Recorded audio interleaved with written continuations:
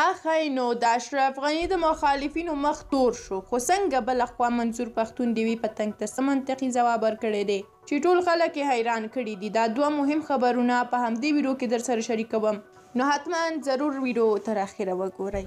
د افغانستان لپاره د امریکا متحده ایالاتو د مرستو د څارنې ځانګړي ادارې سیګار هغه ټول ریپورټونه او تورونه رد کړل چې ویل یې ولسمشر اشرف غني له میلیونونو ډالرو سره وطن پرېښود. سیګار وایي دوی سره حتی $1 میلیون هم نه و. د سیګار ادارې د دغو پلټنو د پایلو مفصل جزئیات لا نه دي خپاره شوي. ولسمشر غني له هېواده تر وتو وروسته تورن شو چې شاوخوا $1.9 میلیون یې له افغانستان څخه په خپلو لیږدونکو الوتکو کې ورسره وړي دي.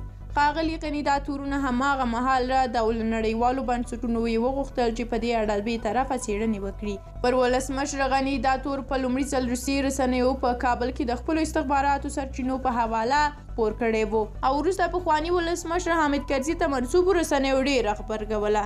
د ولسمشر غني یو شمېر پلویانو د سیګار د دغو څېړنو د پایلو هرکلی کړی دی.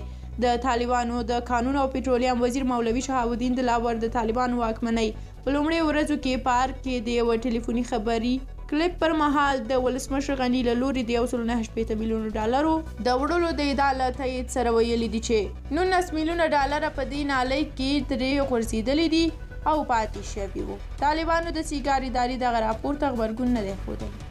بلخوا د طالبانو په اړه د منظور پښتین تبصره ده چې د امریکا غږ ډیوي سرویس په ټویټر سپیس کې د امریکا غږ ډیوه سرویس په ټویټر سپیس کې ډیوه پتنګ چې د طالبانو په پلویتوب مشهوره ده د منظور پښتین څخه یې وپوښتل افغانستان کې د وروستیو حالاتو په اړه مو نظر څه دی؟ دا ځینې اوس هم غواړي د طالبانو پر ضد جګړه وکړي او جګړه د حل لاره ګڼي. ستاسو په نظر آیا جنګ د حل لاره ده؟